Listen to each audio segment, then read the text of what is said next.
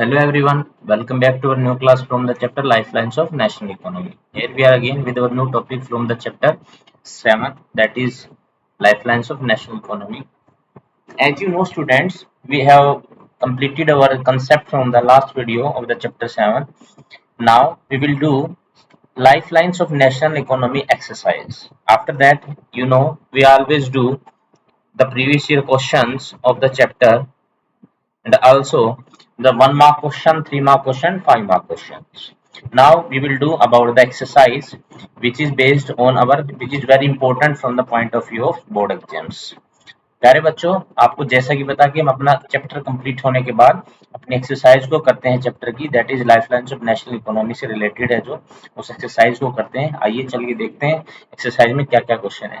But first of me आपको remind करवा देता हूँ कि दैट आपका जो ये चैप्टर है ये बिल्कुल भी डिलीटेड चैप्टर नहीं है। इसके सारे कंसेप्ट हैं वो सारे आने वाले हैं, नो डिलीशन है बेटा।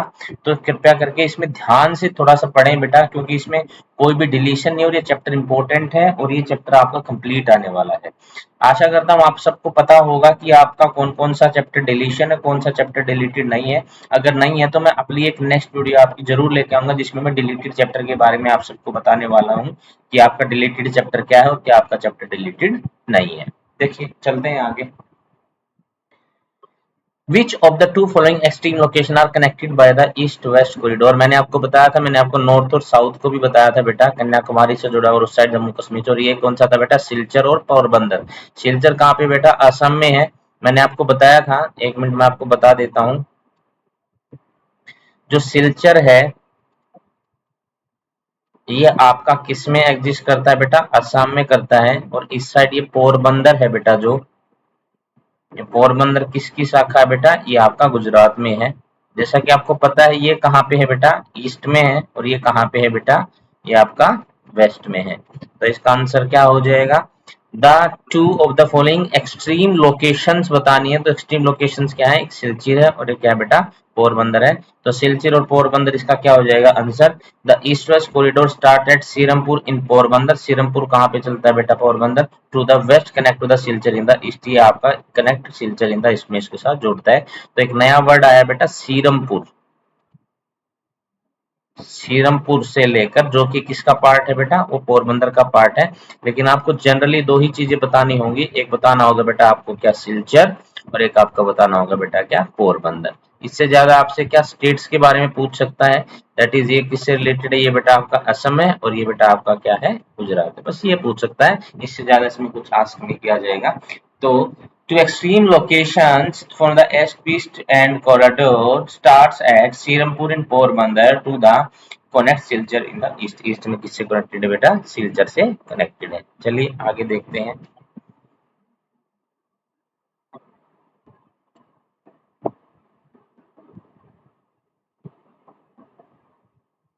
आगे देखिए,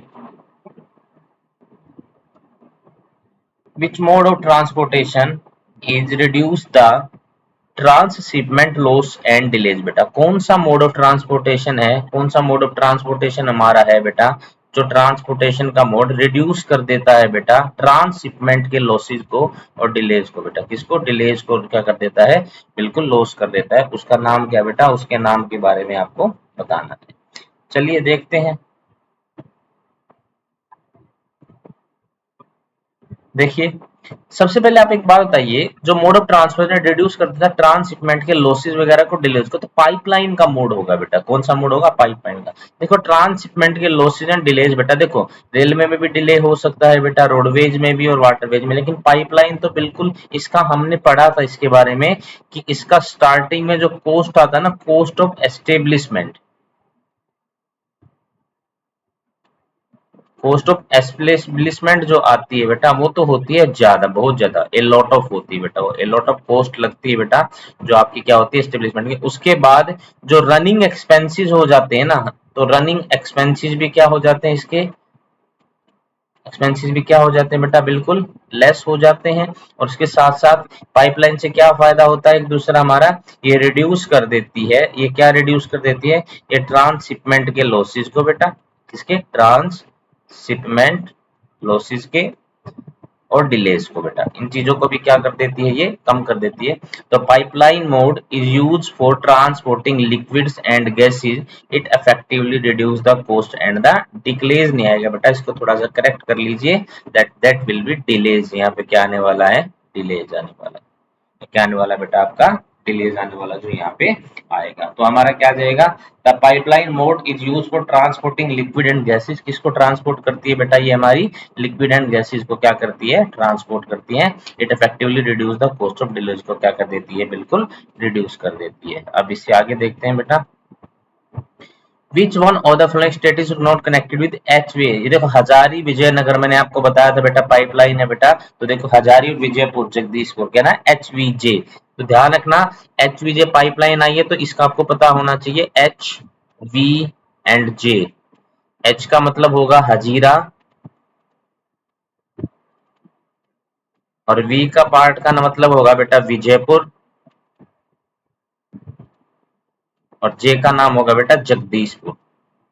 जगदीश और विजय हाजिर हैं बेटा, मैंने आपको बताया था इसकी ट्रिक, जगदीश एंड विजय क्या है बेटा, हाजिर हैं। और ये कनेक्ट कौन कौन से स्टेट को करती है बेटा, ध्यान रखना जो मैं लिखवा रहा हूँ, गुजरात को कनेक्ट करती है, MP को कनेक्ट करती है, और किसको, राजस्थान को भी कनेक्ट करती है, और किसको, हरियाणा को भी कनेक्ट करती है, और NCT को भी कनेक्ट करती है बेटा, इन सब चीजों को ये कनेक्ट करती है। मैं एक चीज एक बार और बताना चाहूंगा बेटा, इन क्वेश्चंस को करने से पहले जो आपकी प्रीवियस के जो वीडियोस है बेटा उनको जरूर देखिए, जिसमें आपका कंसेप्ट रिलेटेड होगा, जहाँ पे मैंने आपको HVJ के बारे में बिल्कुल डिटेल से बताया है, हजारी विजयपुर और जगदीश के बारे में मैंने शॉर्ट ट्रिक्स भी बताई हैं, तो उन वीडियोस को जरूर देखें ताकि आप NCERT के क्वेश्चन बहुत अच्छे से कर पाए।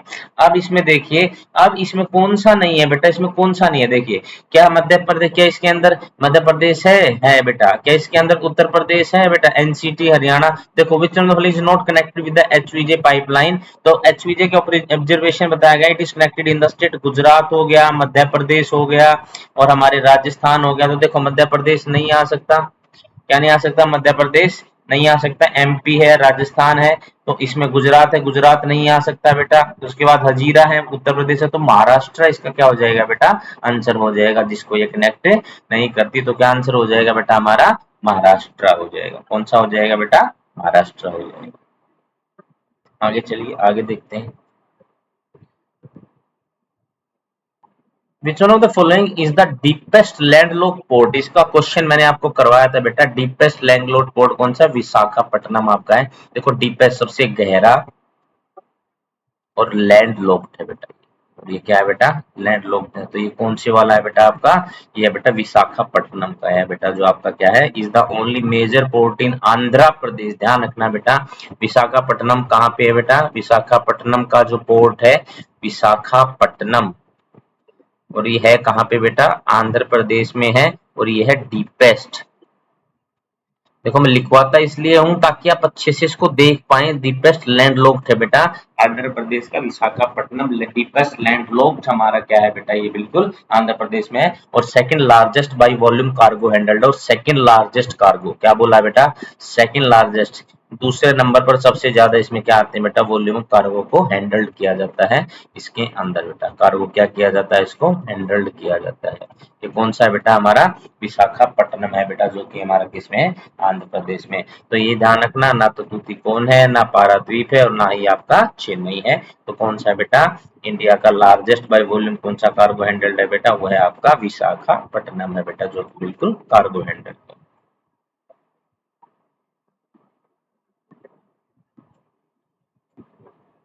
अगला क्वेश्चन देखते हैं, which one of the following is the most important, which one of the following is the most important mode of transportation in India. अब देखो सबसे पहले मोड ऑफ ट्रांसपोर्टेशन में मैंने क्या क्या बताया था आपको, पाइपलाइन भी है, लेकिन हमारा जो रोडवेज है ना वो सबसे बेस्ट है, कौन सा बेस्ट है, सबसे बेस्ट है, चीपेस्ट भी है, और क्या बेटा, most popular mode of transport in the India, और हमारी बहुत ज्यादा लंबी हमारी क्या है बेटा, रोडवेज की लाइफलाइन भी है, और इससे हमने बहुत ज्यादा जो टेरेन वगैरह है, तो रोडवेज हमारा बहुत ही सबसे इंपॉर्टेंट चीपेस्ट भी है बेटा, रेलवे में तो खर्चा बहुत ज्यादा आता है, और जो टेरेन वगैरह, टेरेन से भी रिलेटेड ये बहुत अच्छा है बेटा, टेरेन में भी काम आता है।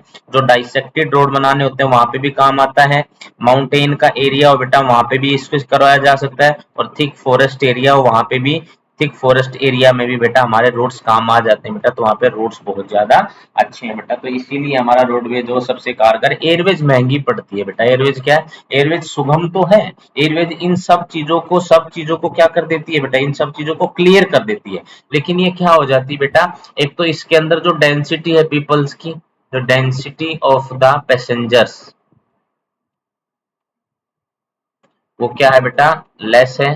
डेंसिटी क्या है पैसेंजर्स की, लेस है। और एक इसका क्या है बेटा, बहुत ज्यादा एक्सपेंसिव है, ये बहुत ज्यादा क्या है, एक्सपेंसिव है। क्योंकि ये कोई कॉमन मैन है ना बेटा, कोई भी क्या कॉमन मैन है उसके बस की बात नहीं है। तो दैट्स वाई बेटा इस तरह की एग्री जो भी इस तरह की है, तो उसमें ये कारगर नहीं है। तो इस तरीके से हम बता सकते हैं हमारा कौन सा कारगर है, बिल्कुल हमारा हमारा रोडवेज है बेटा, वो हमारा सबसे बेस्ट है। और सबसे बेस्ट में कौन सा आता, हमारी रोडवेज आती है।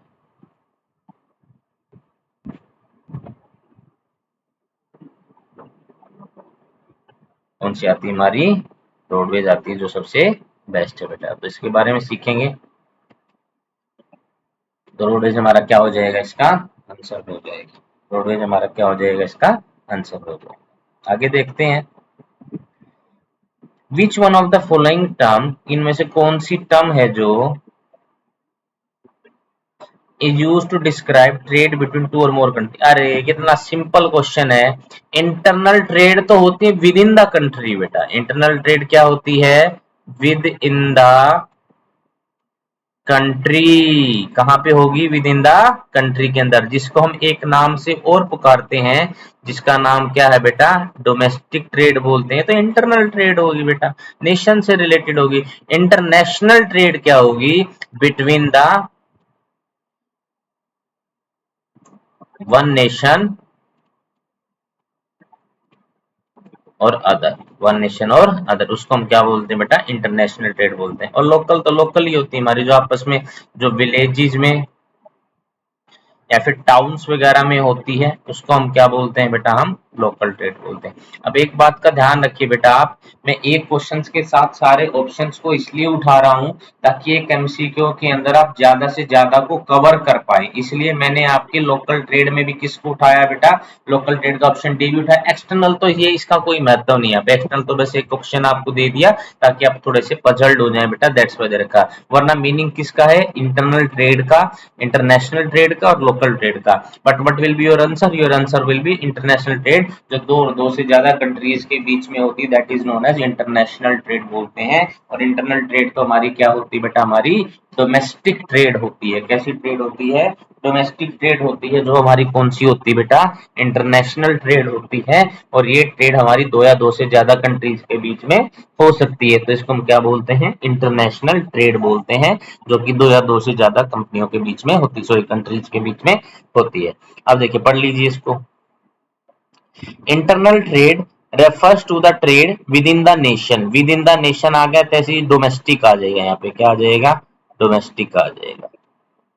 और एक्सटर्नल ट्रेड क्या हो जाएगी बेटा, trade between foreign country and local trade, इसके बीच में हो जाती है, refer to the trade of the small areas of the scene, तो स्मॉल एरिया से रिलेटेड, इसलिए एक्सटर्नल ट्रेड दे रखा है, इसका ज्यादा महत्व नहीं है बेटा। तो एक्सटर्नल ट्रेड क्या होती है, refers to between the foreign country and the local trade, refer to the trade with the small areas operation के साथ वो एक्सटर्नल बोल देते हैं।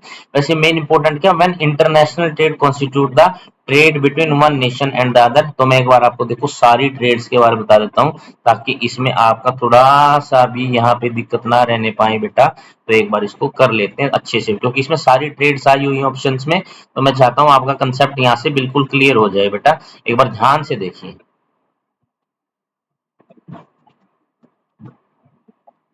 देखो देखो, इंटरनल ट्रेड क्या है ये बेटा, इंटरनल ट्रेड, तो इसको लिखिए, डोमेस्टिक होती है, और ये ट्रेड होती है, trade within the country. ऊपर ध्यान दीजिए बेटा, नीचे सॉल्यूशन की तरफ ध्यान मत दीजिए, मैं जो बता रहा हूं उसके हिसाब से करिए। Trade within the country, that's why with in होती है, इस विद इन के कारण ही इसको क्या बोला जाता है, इंटरनल बोला जाता है। दूसरी इंटरनेशनल ट्रेड, ट्रेड जो होती है between two or more countries के बीच में होती है।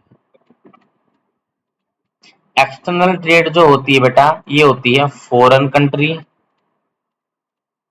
इसका ज्यादा महत्व नहीं आएगा, बस ये यहीं पे आपको दिखने को मिलेगा, foreign countries and local trade. Local trade का मतलब है बेटा स्मॉल एरियाज हो हैं हमारे, जो स्मॉल एरियाज ऑफ नेशन के साथ होती है। और लोकल ट्रेड क्या होती है बेटा, सॉरी एक मिनट रुकिए, ये थोड़ा सा पंगा हो गया, फॉरेन कंट्रीज की होती है बेटा, स्मॉल ट्रेड तो नीचे आएगा, मैं एक साथ ही लिख दिया मैंने। क्या होती है ट्रेड, क्या होती है foreign countries, trade off foreign, trade between foreign countries में जो होती है बेटा, सपोज कीजिए जैसे एक बार मैं बता देता हूँ, जो ट्रेड होती है ट्रेड बिटवीन फॉरेन कंट्री, जैसे मान ले चाइना एंड जापान में जो हो रही है, उसको क्या बोलेंगे हम, एक्सटर्नल ट्रेड बोलेंगे। और लोकल ट्रेड क्या होती है बेटा, स्मॉल एरियाज में, जो स्मॉल एरियाज क्या होंगे बेटा हमारे, विलेजेस भी हो सकते हैं और टाउन्स भी हो सकते हैं, उनके बीच में होती है, तो उसको क्या बोलते हैं बेटा, उनको बोलते हैं लोकल ट्रेड। तो हमारा क्वेश्चन क्या था, सबसे पहले हम आंसर देख लेते हैं, हमने ऑप्शन तो सारे कर लिए बेटा। क्वेश्चन था which one of the following term is used to describe the trade between two or more countries. To or more countries में जो होगी बेटा, वो हमारी टू और मोर कंट्रीज में होती है, तो एक मिनट रुकिए, trade between two or more countries के बीच में उसको इंटरनेशनल ट्रेड बोलेंगे बेटा, उसको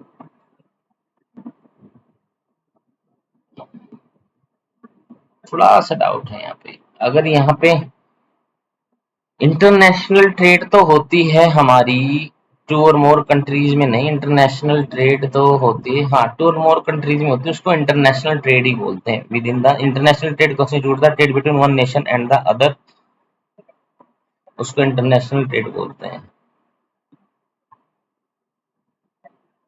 हाँ तो इसका आंसर बेटा एक्सटर्नल ट्रेड होगा, between two or more countries बोल रखा है ना, तो अगर ये बोलता अवर कंट्री और दूसरी कंट्री के साथ होती है, वो तो एक नेशन के साथ और दूसरे के साथ होती है, तो इंटरनेशनल ट्रेड बोलते हैं। तो इस क्वेश्चन में थोड़ा सा डाउट है बेटा, लेकिन आंसर यहाँ तक है, इसको मैं नेक्स्ट वीडियो में क्लियर करूंगा, लेकिन इसका आंसर जो होगा बेटा वो एक्सटर्नल ट्रेड आएगा, यहाँ तक एक्सटर्नल, क्योंकि क्वेश्चन में क्या बोला है कि international is use to describe trade between two or more countries है, तो वो एक्सटर्नल ट्रेड हो रही है, फॉरेन कंट्रीज के बीच में हो रही है, किसके बीच में हो रही है, फॉरेन कंट्रीज के बीच में हो रही है, तो इसका आंसर क्या होगा, यहाँ पे हम ध्यान देंगे, इसका आंसर क्या होने वाला है, एक्सटर्नल ट्रेड होने वाला है, एक्सटर्नल ट्रेड इसके बीच में होने वाला है।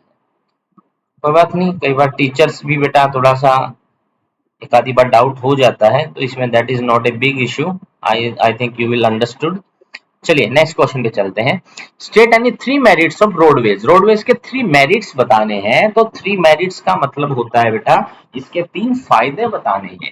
इसके तीन फायदे का मतलब क्या होता है, फायदे का मतलब होता है इसके तीन यूजेस बताने हैं, जहां पे हम बोल सकते हैं कि roadways is the best way. तो इसके मेरिट्स बताने, देखो दो चीजें होती हैं, जो बच्चा बिल्कुल कॉमन है वो भी हमसे सीख पाए, मैं यही आशा करता हूँ, जिसको बिल्कुल ही नहीं पता वैसे तो आप समझ ही होंगे, एक तो होता है मेरिट्स, एक होता है डीमेरिट्स। ये होते हैं बेटा मेरिट्स, होते हैं पॉजिटिव फैक्टर, दैट मीन्स ये हमारा फायदा हो रहा है, इसके क्या फायदे हैं। और डीमेरिट्स होता है that is your negative factor, और इससे हम बोलते हैं इससे नुकसान क्या हो रहा है, उसको हम क्या बोलते हैं बेटा, डीमेरिट्स बोलते हैं, that is called as demerits. Okay, state any three merits of the roadways are, constructive roadways are cheaper, cheaper का मतलब क्या है, बिल्कुल सस्ता है बेटा, वो उसको बनाने में इतनी ज्यादा पैसे हमें खर्च नहीं करने पड़ते, जितने ज्यादा हमें रेलवेज में करने पड़ते हैं, जितने ज्यादा हमें पाइपलाइंस में करने पड़ते हैं। लेकिन यहाँ पे अगर मैं, आप बोलोगे एयरवेज का भी बताइए, लेकिन मैं एयरवेज का और दूसरा इस्तेमाल लूं, एयरवेज के जितना कंस्ट्रक्टिव रोडवेज का इस्तेमाल करते, जितने पैसेंजर अगर उतने में एयरवेज में डालो तो वो भी महंगा ही पड़ेगा, क्योंकि बेटा वो सस्ता है ना रोड से, मान ले हमने 100 किलोमीटर का रोड बनाया, तो तब भी ये देखो, आपको पता है एयरप्लेन तो बहुत महंगा होता है, लेकिन लोगों की डेंसिटी क्या होती है, that will be very less. तो उसको यहाँ पे कंपेयर नहीं करना। अब एयरवेज तो आप बना नहीं सकते कि एयर के ऊपर आपने रोड को बना दिया, तो बताइए कितना महंगा है। वो तो वहां पे जो एक्सपेंसेस होते हैं वहां पे रोड के नहीं होते हैं, the expenses will be only related to the plane, plane से रिलेटेड होता है। रोडवेज कनेक्ट दूर टू दूर, दस मिनिमल कॉस्ट ऑफ लोडिंग। तो सबसे इंपॉर्टेंट फायदा बेटा ये क्या होता है, दूर टू दूर जो सर्विस होती है ना, क्या करती है बेटा, सर्विस होती है ना बाय द रोड, सो क्या होती है, डोर टू डोर होती है। अच्छा एक बात बताइए, क्या ये अगर यहाँ पे देखो कंपैरिजन होगा बेटा किसका, रेलवेज का, यहाँ पे देखो कंपैरिजन दो होंगे, क्योंकि रेलवेज और रोडवेज में कंपैरिजन करना बिल्कुल सही है, रेलवेज एंड रोडवेज। अब देखो एक बात बताइए, क्या हमारी जो रेलवेज है ये डोर टू डोर सर्विस दे सकती है? नो, कभी भी नहीं दे सकती बेटा, door and door service. Door and door service ये कभी भी डोर एंड यानी डोर टू डोर सर्विस ये नहीं दे सकती। तो डोर टू डोर सर्विस बताता है तो मिनिमल कॉस्ट ऑफ लोडिंग हो जाता है बेटा, एंड अनलोडिंग का। तो ये हमारा सेकंड फायदा है, that is according to the roads. Provide facility to reach other modes of transport, तो इसके द्वारा हम अदर मोड्स ऑफ ट्रांसपोर्ट है जैसे रेलवे स्टेशन या पोर्ट्स है उन तक पहुंच सकते हैं। वहां पे भी कौन अपना रोल प्ले करता है बेटा, रोड्स ही अपना रोल प्ले करते हैं कि हम कहाँ पहुंच सकते हैं, ट्रांसपोर्ट लाइक रेलवे स्टेशन पे, पोर्ट्स के अंदर हम पहुंच सकते हैं। तो ये हमारी क्या करवाता है बेटा, प्रोवाइड करवाता है facility to reach other modes of transport like railway station, ports etcetera, यहाँ तक ये पहुंच सकते हैं। तो ये भी हमारी एक फैसिलिटी होती है जहां तक हमारे क्या रोड्स टू रोड्स हमारे। तो क्या क्या थे, तीन चीजें थी। एक तो इसको बनाना क्या होता है, बिल्कुल इजी होता है, वेरी सिंपल होता है, सबसे पहली बात तो ये। लेकिन देखो इसको ना, अब जैसे जैसे मैंने मेरिट्स बताई है ना, इसको ना रेलवेज के साथ कंपेयर कीजिए। अगर आप रेलवेज के साथ इसको कंपेयर करोगे ना तो आपके लिए बहुत अच्छा रहेगा, इससे आपका रेलवे भी क्लियर हो जाएगा। Constructing roadways is cheaper, but constructing roadways railways is more more complex, and वो क्या होता है बेटा, दैट्स नॉट चीपर। वो क्या होता है बेटा, वो आपका चीपर नहीं होता, वो एक्स्ट्रा वेगेंट होता है। एक्स्ट्रा वेगेंट का मतलब भी क्या होता है, खर्चीला होता है। Railway connect door to door, thus minimal cost of loading. तो इसमें क्या आता है, मिनिमल कॉस्ट ऑफ लोडिंग भी आता है and uploading. Minimal cost of loading का मतलब क्या होता है कि यहाँ पे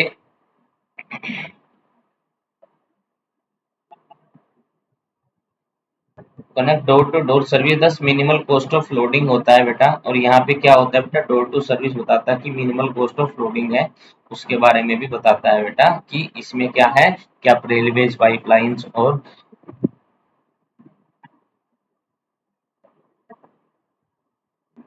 जैसे मान लें मिनिमल कॉस्ट ऑफ लोडिंग जो होता है इसमें क्या होता है, बिल्कुल कम होता है और डोर टू डोर सर्विस देता है, but railways can not provide, door to door service से प्रोवाइड नहीं कर सकता। Provide facility to reach other modes of transport like railway station and ports के बारे में बताता है बेटा, किसके बारे में बताता है, पोर्ट्स के बारे में बताता है। जैसे provide facility to reach other modes of transport like railway station हो गया या पोर्ट्स वगैरह हो गए बेटा, उन सब से क्या करवा सकता है, फैसिलिटीज को प्रोवाइड ये करवा सकता है बेटा, to reach the other modes of the transport like railway station हैं या हमारे पोर्ट्स वगैरह हैं, इन सब तक ये प्रोवाइड करवाता है। नेक्स्ट आता है बेटा आपका क्वेश्चन, आशा करता हूँ आपको ये क्वेश्चन अच्छा क्लियर हो गया होगा। अब अगले क्वेश्चन पे चलते हैं।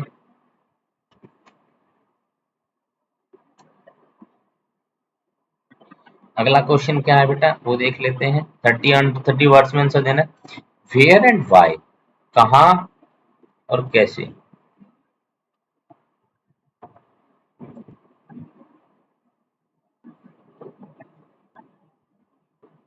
कहाँ और कैसे is rail transport is the most convenient means of transportation. कौन सा कन्वीनियंट मीन्स ऑफ ट्रांसपोर्टेशन है, railway transport constitute the most convenient mode of transport है in northern plain because of the vast level and high population density. कौन से के कारण बेटा, high population की डेंसिटी है बेटा। द कंडीशन फॉर्मेट देखो, railway station constitutes the most convenient mode of transport, कहाँ का बेटा, मोस्ट कन्वीनियंट मोड है बेटा किसका, ट्रांसपोर्ट का। देखो रेल ट्रांसपोर्ट जो है बेटा most convenient mode of transportation है। रेल ट्रांसपोर्ट कौन सा, the most convenient mode of transport in the northern plains में है बेटा, कहाँ पे है, नॉर्दर्न प्लेन्स में। अब इसका विषय क्यों है बेटा, देखो क्या बोल रहा है, वास्ट लेवल है, हाई पॉपुलेशन है,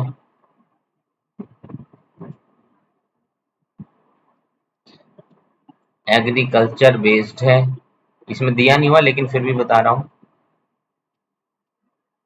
और easy to plan a railway structure. बिल्कुल इजी है बेटा, क्या प्लान कर ले में ये रेलवे स्ट्रक्चर को प्लान करने में बिल्कुल क्या है, इजी है। तो वास्ट लेवल है, तो वास्ट लेवल का मतलब क्या होता है बेटा, इसका मतलब होता है बिल्कुल अच्छा लेवल है, हाई पॉपुलेशन डेंसिटी है। पॉपुलेशन बोलिए या हाई पॉपुलेशन डेंसिटी है कि मतलब एक एरिया में लोग ज्यादा रहते हैं। देखो अब इनसे क्या फायदे हैं वो देखिए। वास्ट लेवल है तो जो रेलवेज लाइन है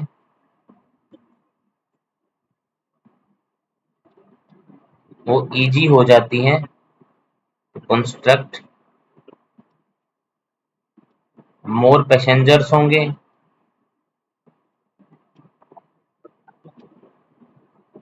fertiliser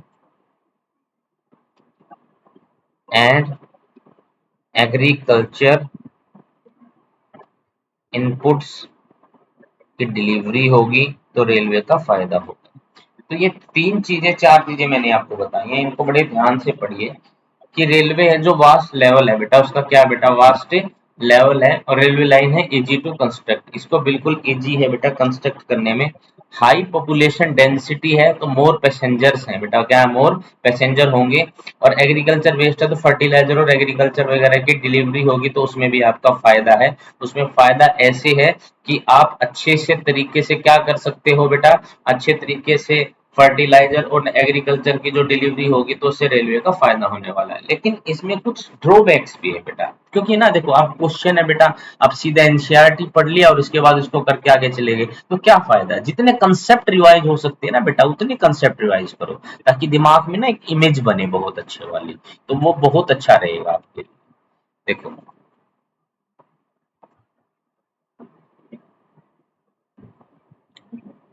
railway transport constitutes the most convenient mode of transport in northern plains because of the vast level high population density है। These condition promotes railways, railways provide करवाती है बेटा क्या हमारे लिए, वास्ट लेवल प्रोवाइड करवाती है, हाई पॉपुलेशन प्रोवाइड करवाती है, density. These condition promote railways, ये कंडीशन प्रमोट किसको करती है बेटा, रेलवेज को क्या करती है, प्रमोट करती है। और इसके साथ साथ वास्ट लेवल के साथ साथ railway line easy to construct है, मोर पैसेंजर है इसके अंदर, पैसेंजर कितने हैं, मोर है। और एग्रीकल्चर बेस्ड फर्टिलाइजर और एग्रीकल्चर है बेटा, इसके द्वारा हम बोल सकते हैं इजी टू प्लान है, रेलवे स्ट्रक्चर को प्लान करना बहुत ही इजी है बेटा, इसमें क्या बहुत ज्यादा इजी है, ये चीज भी हम इसमें कर सकते हैं बेटा। अब देखिए आगे देखिए,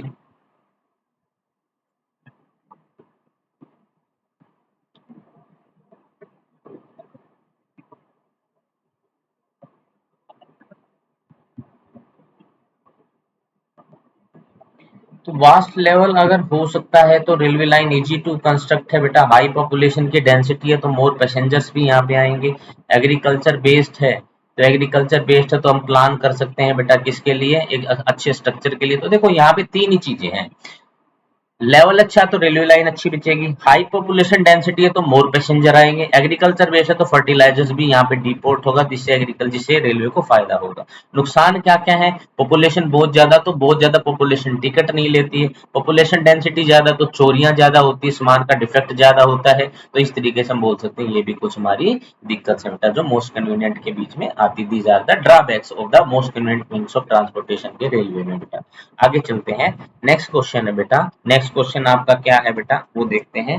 what is the significance of border roads, देखो ये ध्यान रखना, इसमें एक चीज आई थी जो मैंने आपको बताई थी। वैसे तो नेशनल हाईवे अथॉरिटी है बेटा, नेशनल हाईवे जो होता है बेटा डेवलपमेंट का जो सारा काम नेशनल हाईवे लेता है, लेकिन बॉर्डर के लिए बिल्कुल अलग से एक चीज बना रखी है, बॉर्डर डेवलपमेंट रोड्स के लिए बॉर्डर डेवलपमेंट अथॉरिटी जो सारे बॉर्डर रोड्स बनाती है। लेकिन बॉर्डर रोड्स में सिग्निफिकेंस क्या, देखो have improve the accessibility, accessibility क्या होती है बेटा, एक्सेस, एक्सेस सबसे पहले ना एक वर्ड को समझिए, एक्सेस करना,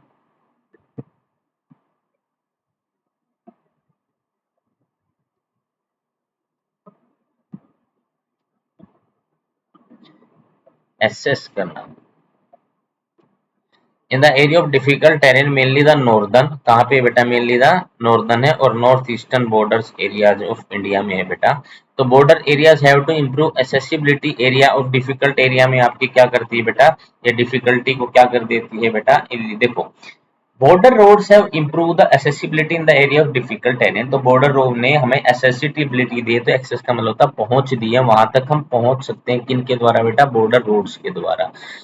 in the northern and north eastern border. देखो नॉर्थ में तो कौन से आएंगे, जम्मू एंड कश्मीर की साइड, और नॉर्थ ईस्ट में कौन सा, असम वगैरह, अरुणाचल प्रदेश वहां तक है। तो इन एरियाज ऑफ, जो एरिया ऑफ डिफिकल्ट टेरेन के जो ये एरिया है बेटा, यहाँ पे एसेसिबिलिटी हो गई हमारी, हम आसानी से पहुंच सकते हैं।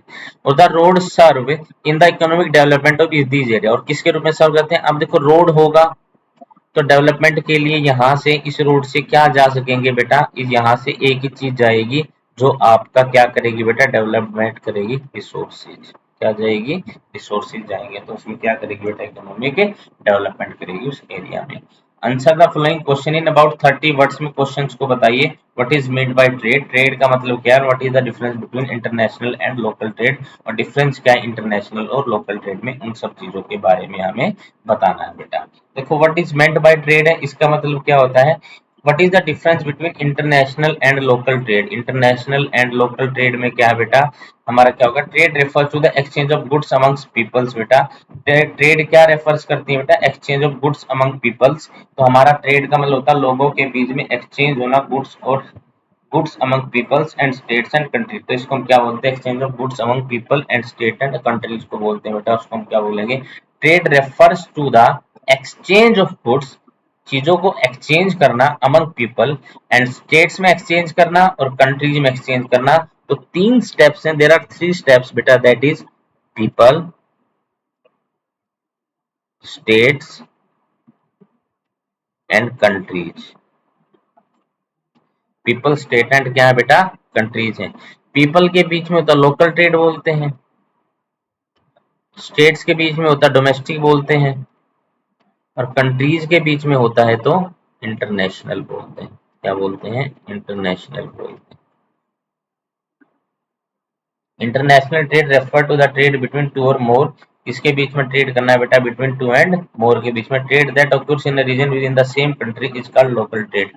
Trade that occurs in a region, trade that occurs in a region within the same country is called local trade. जो ट्रेड बेटा ऑकर्स होता है इन ए रीजन में within the same country is called local trade, उसको हम क्या बोलते हैं, लोकल ट्रेड बोलते हैं। अब देखिए आगे करते हैं काम।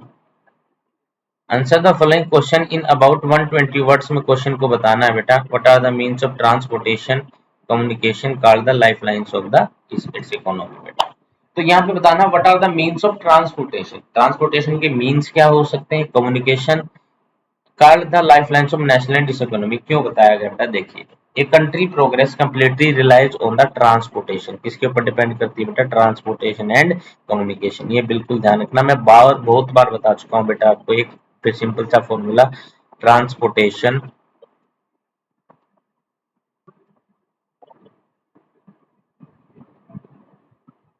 प्लस में communication is equals to trade.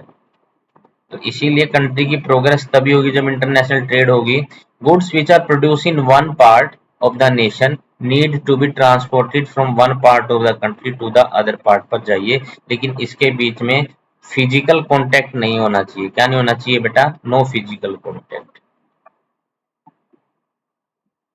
और नो फिजिकल कांटेक्ट हो तो सीधे ऑर्डर लिए जाएंगे बेटा, और सीधे ऑर्डर लिए जाएंगे, अगर सीधे के सीधे ऑर्डर लिए जाएंगे तो आप एक सामान को दूसरी जगह तक पहुंचा पाएंगे। कहाँ तक पहुंचा पाएंगे, दूसरी जगह तक उसको पहुंचा पाएंगे। Therefore, transport plays an important role in the progress। तो एक ये क्या करता है, important role play करता है in the progress of country economy। Transportation is the prerequisite for delivering the raw material to the site of production बेटा। Transportation is the pre requisite, मैंने बताया था ना, प्री रिक्विसाइट क्या होती है, डिमांड होती है बेटा, इससे रिलेटेड होती है, रिक्वायर्ड होती है, इसको हम क्या बोलते हैं, रिक्वायरमेंट। तो ट्रांसपोर्टेशन रिक्वायरमेंट है डिलीवरिंग द रॉ मटेरियल्स को to the site of production. देखो जब भी ऐसे वर्ड आते हैं ना, ऐसे प्री रिक्विसाइट, अगर ऐसे वर्ड आते हैं ना, और अपने आप क्वेश्चन में आप ऐसे वर्ड्स का इस्तेमाल करते हैं, ऐसे किसका इस्तेमाल करते हैं बेटा, वर्ड्स का इस्तेमाल करते हैं, तो आपको बहुत ज्यादा फायदा होता है बेटा ऐसे क्वेश्चंस में। तो जिसमें आप इसको इस्तेमाल करते हैं और उनको आगे बढ़ाते हैं, तो ऐसे आपको करना चाहिए बेटा। आपको क्या करना चाहिए, बिल्कुल अच्छे तरीके से इन वर्ड्स को लोगे तो आपका इंप्रेशन ज्यादा जाता है, आपका इंप्रेशन क्या जाता है, ज्यादा जाता है।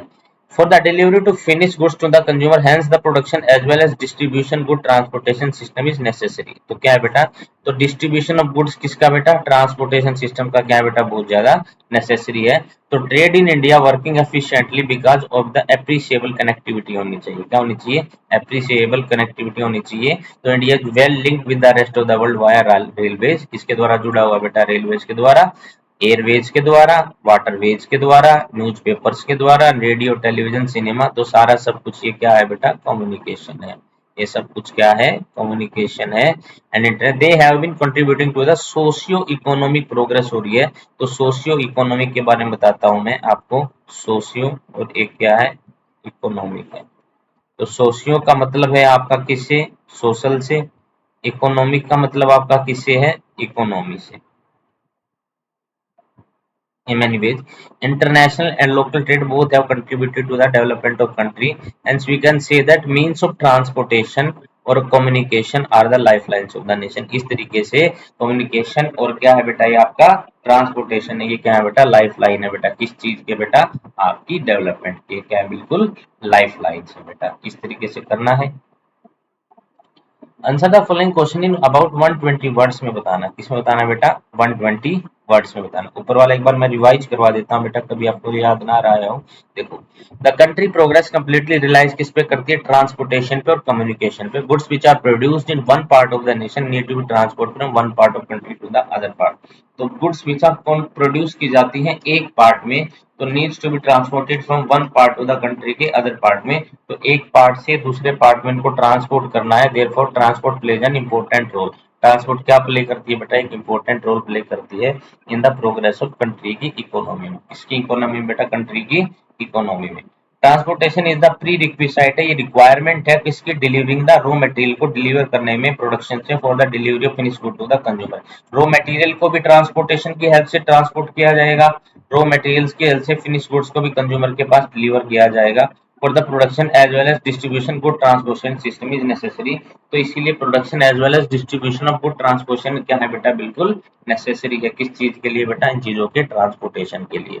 Trade in India work efficiently because it is appreciable connectivity, इनकी क्या है बेटा, एप्रिशिएबल कनेक्टिविटी है। इंडिया इज वेल लिंक्ड है बेटा किसके साथ, with the rest of the world via railways, airways, waterways, newspaper, radio, television, cinema, internet, सबसे हम क्या किसके द्वारा कनेक्टेड है बेटा, कम्युनिकेशन के द्वारा कनेक्टेड है। There have been contributing to the socio economic progress, तो इससे किसमें कंट्रीब्यूटिंग करते हैं बेटा, सोशियो इकोनॉमिक की प्रोग्रेस में।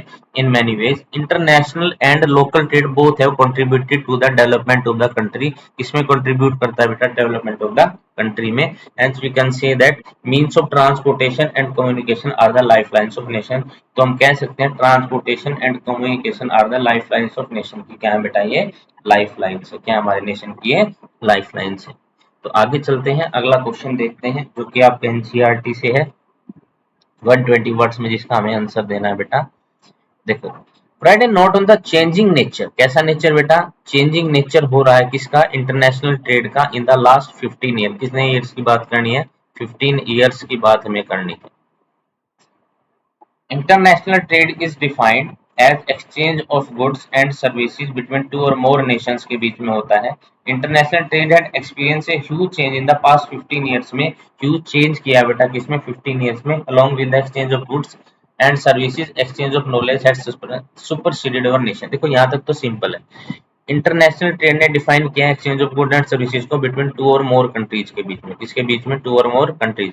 International trade has experience a huge change in the past 15 year में, ह्यूज चेंज आया है along with the exchange of goods and services exchange of knowledge has superseded our nation. तो हमने superseded कर दिया किसको, हमारे नेशन को। कैसे, India has emerge as a software giant, मैंने लास्ट क्लास में बताया था बेटा आपको सॉफ्टवेयर जायंट के बारे में, इंटरनेशनल लेवल पे, and is earning huge foreign exchange हमारी आ रही है through the export of information and technology से। सेम टू सेम बात हमने लास्ट वीडियो में की थी जब मैंने आपको बताया था इंटरनेशनल ट्रेड के बारे में, जब मैंने आपको बताया था कि डेवलप्ड कंट्रीज जो होती हैं वो ज्यादा मेन काम करती है रिसर्च एंड डेटा के ऊपर। जो रिसर्च एंड डेटा होता है या जो हमारी साइंस एंड टेक्नोलॉजी है, तो इसमें जैसे अपने सॉफ्टवेयर है, तो सॉफ्टवेयर क्या है बेटा, इट इज इंटेंजिबल है बेटा, इसको टच नहीं कर सकते हैं हम बेटा, ये सिर्फ हमारा नॉलेज है बेटा, ये स्किल्स हैं जो स्किल्स प्रोड्यूस करती किसके, सॉफ्टवेयर जायंट को प्रोड्यूस करती हैं। Economic prosperity of countries evaluated on the basis of the advancement of the international trade of the nation. तो इकोनॉमिक प्रोस्पेरिटी होती है जो कंट्री की, एवेल्युएटेड की जाती है basis of advancement of international trade of the nation. It is therefore consider the economic barometer of the country. Economic barometer of the country. Income from major international trade constitute a huge share in the economic development. तो income from international trade से जो आती है तो एक huge share है बेटा किसमें, इकोनॉमिक डेवलपमेंट में। तो इस प्रकार हम कह सकते हैं कि लास्ट के 15 इयर्स में बहुत ज्यादा चेंज हुआ है। जैसे economic prosperity of countries evaluated on the basis of the advancement of international trade of the nation का क्या एडवांसमेंट हुआ है। तो therefore consider the economic barometer of the country, income from international trade करते हैं huge share in the economic development. तो कहने का मतलब क्वेश्चन का ये है, पहले 15 साल पहले जब हम सॉफ्टवेयर को नहीं, 15 साल पहले कब की बात है बेटा, ये 2007 के आसपास की बात है। उस टाइम पे हमारा गुड्स वगैरह एक्सपोर्ट होती थी, हमारी कमोडिटीज वगैरह एक्सपोर्ट होती थी, लेकिन उस टाइम पे हमारे जो एक्सपोर्टर थे सॉफ्टवेयर इतने ज्यादा नहीं थे, स्किल्ड लेबर इतने ज्यादा नहीं थे, क्योंकि हम डेवलपिंग की प्रोसेस में थे। लेकिन अब हम डेवलपिंग के एंड एरिया में चल रहे बेटा। लेकिन 15 साल के बाद एक्सचेंज ऑफ गुड्स के साथ अब नॉलेज भी आपका क्या होने लगा बेटा, हमारा क्या होने लगा, इंटरनेशनल ट्रेड में उसका एक्सपेंशन होने लगा, वो जाने लगा एक जगह से, मतलब दूसरी तरीके से उनको दूसरे के रूप में, एक्सपोर्ट के रूप में। तो इस तरीके से हम बोल सकते हैं 15 साल के बाद अब हम सॉफ्टवेयर से भी पैसा हमारा फॉरेन एक्सचेंज आ रही है। तो इस तरीके से ये चेंज हमारा हुआ है। मेजर एक्सपोर्ट्स कौन कौन से हमारे देखिए, एग्रीकल्चर लाइट प्रोडक्ट 2.13 और मिनरल इतने, अब देखिए इंजीनियरिंग गुड्स कितने 35.63%, केमिकल एंड अलाई प्रोडक्ट क्या है बेटा हमारे कितने 24 पॉइंट, और देखो मेजर इंपोर्ट्स पेट्रोलियम प्रोडक्ट्स है बेटा 86.12, क्योंकि हम पेट्रोलियम को लेते हैं, ऐसा मत सोचना कि हम पेट्रोल को ले नहीं एक्सपोर्ट करें, पेट्रोलियम के प्रोडक्ट्स हैं यहाँ पे, पेट्रोल को लेते हैं उसको रिफाइंड करते हैं, रिफाइंड करने के बाद उससे जो प्रोडक्ट बनते हैं उनको एक्सपोर्ट करते हैं बेटा हम। हमारे पास मेजर इंपोर्ट्स हैं बेटा पेट्रोलियम, पेट्रोलियम प्रोडक्ट्स के भी लेते हैं, पल्स और प्रीशियस स्टोन्स भी लेते हैं 29.26%। अब देख लीजिए एक बार परसेंटेज के अनुसार वो देख लीजिए, एग्रीकल्चर एंड अलाइड प्रोडक्ट जो आपके आते हैं बेटा वो आते हैं 2.53%, ओर्स एंड मिनरल्स आते हैं 9.12%, जेम्स एंड ज्वेलरी आती है 26.75%, हमारे जो केमिकल एंड अलाइड प्रोडक्ट है वो आते हैं 24.45%, और इसके अलावा इंजीनियरिंग गुड्स आती है 35.63%, और हमारे जो ये आते हैं पेट्रोलियम के प्रोडक्ट आते हैं बेटा वो कितने आते हैं 86.12%। और मेजर इंपोर्ट कौन कौन से हैं बेटा हमारे, वो है हमारे पेट्रोलियम और पेट्रोलियम प्रोडक्ट आते हैं 41.87%, pulse and precious stone 29.26%, inorganic chemical 29.39%, और कोल कोक एंड लिक्विड्स 94.17%, और मशीनरीज हमारी है 12.16%। Bulk import include fertilizer, bulk में आता है जो फर्टिलाइजर आता है, सेरियल्स आते हैं, एडिबल ऑयल्स आते हैं, न्यूज प्रिंट्स आते हैं, India trade relation with all the major trading blocs of geographical region of the world में भी आते हैं।